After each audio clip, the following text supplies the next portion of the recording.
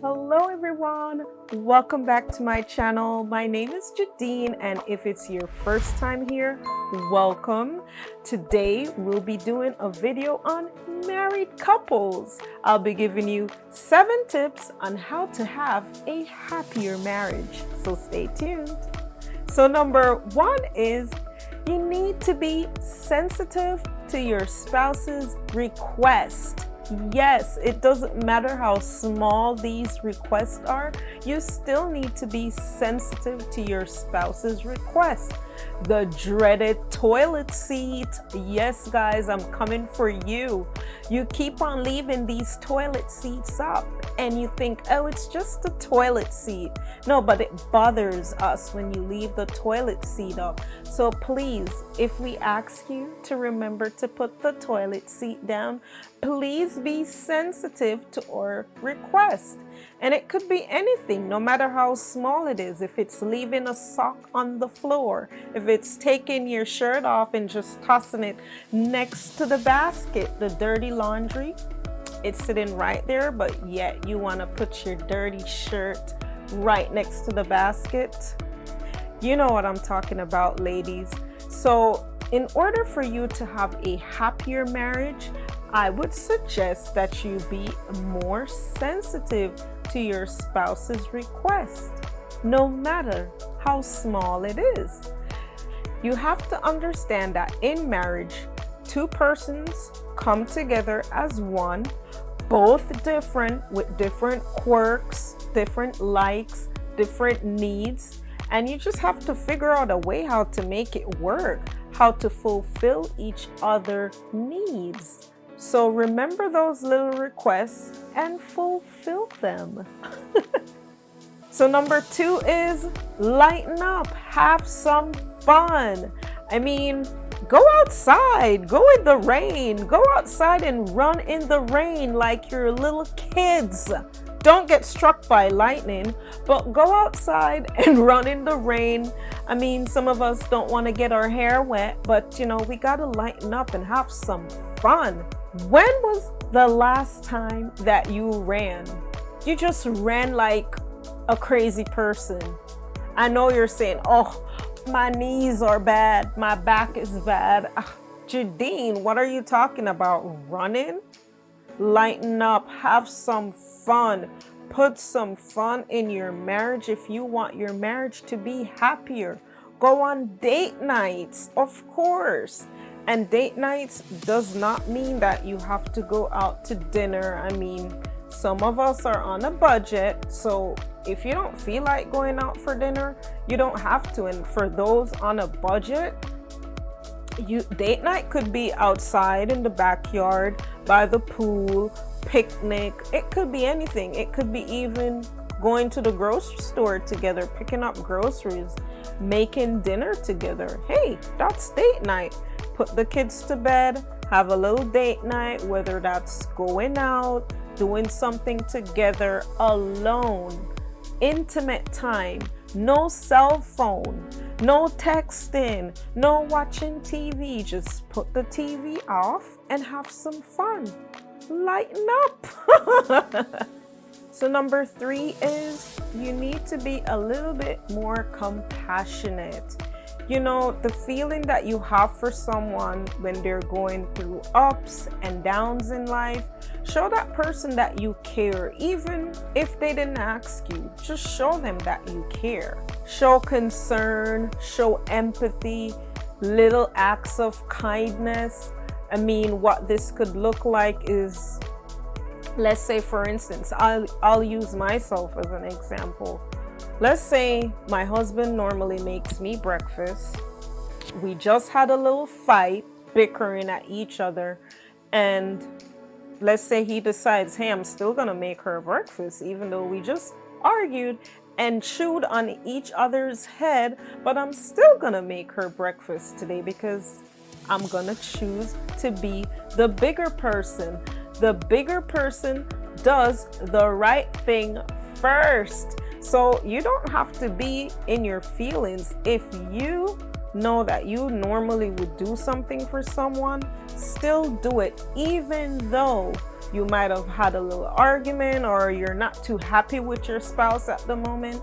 Still do it. Be kind, be compassionate, be patient. And I know it's hard because sometimes we have these expectations that aren't met, and it's hard to be compassionate. But remember, marriage is hard work. And if you're working at it, you will have a happier marriage. So number 4 is choose love. I mean, the Bible tells me the best definition of love that I've ever read. Love is kind, love is patient. Let me get that. Let me read that for you.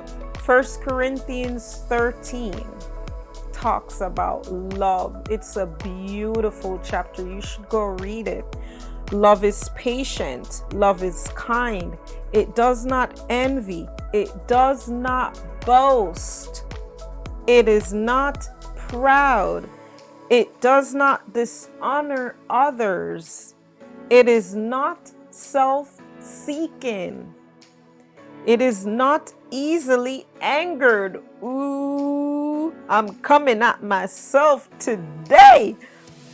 It keeps no record of wrongs.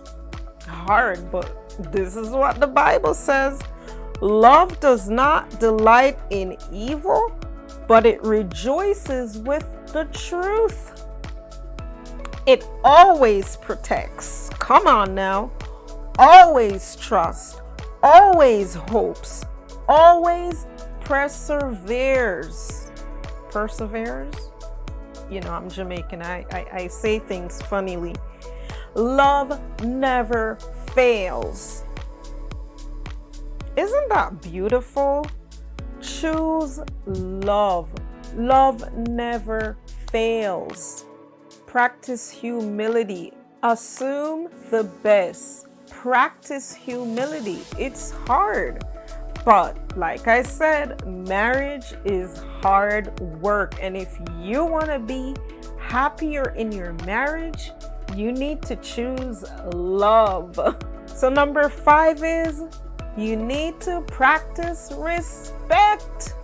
Ephesians 5, right back to the Bible, talks about husband, you need to love your wife like Christ loves the church. Wives, respect your husband. This mouth of ours can sometimes be very, very, very fiery. But the Bible says to respect your husband. Husbands, love your wives. Abstain from profanity. Remember, when you get upset, be careful of the things you say, because spoken words cannot be taken back. So be careful of what you say.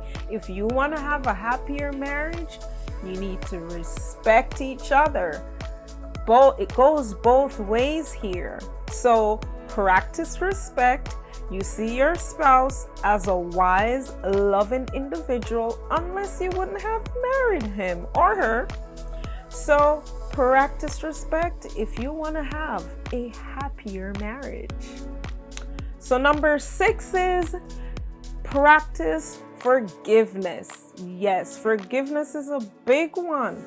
I spoke about this in a previous video, that forgiveness is not necessarily for the other person, but it is for you. You need to forgive the person, forget the assault or whatever it is, and move on from it. Do not live in this bitter state. It's gonna harm you. It's gonna make you sick, and I mean physically sick. If you hold on to all that, grudges, hurts, you're gonna be a sick, bitter individual. So practice forgiveness. Your spouse is gonna offend you. Like I said in the beginning, you both are two different individuals. You came together as one. So there's gonna be conflicts, and I'm gonna do a video on how to resolve conflicts in a marriage or a relationship. So let me know in the comments down below if you'd like to see content like that.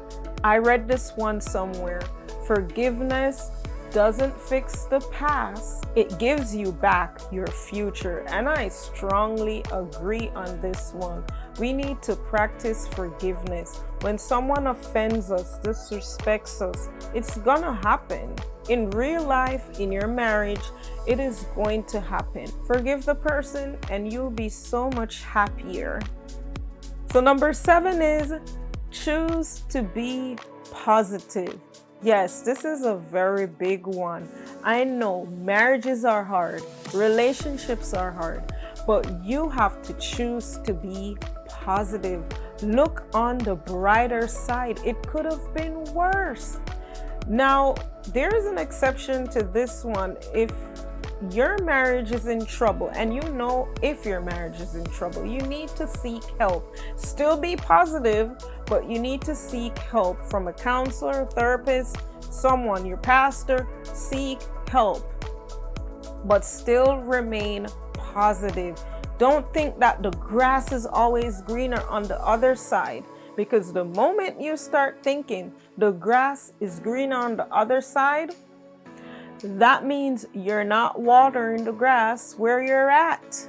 Your grass is dry. You need to pour some water on that grass. I said it before, marriage is hard, so you need to work on your marriage in order for it to be happier. So please work on your marriage. My next video will be on how to resolve conflicts. If you like content like this, don't forget to like, share, subscribe to my channel, and I'll see you in the next one. Bye-bye.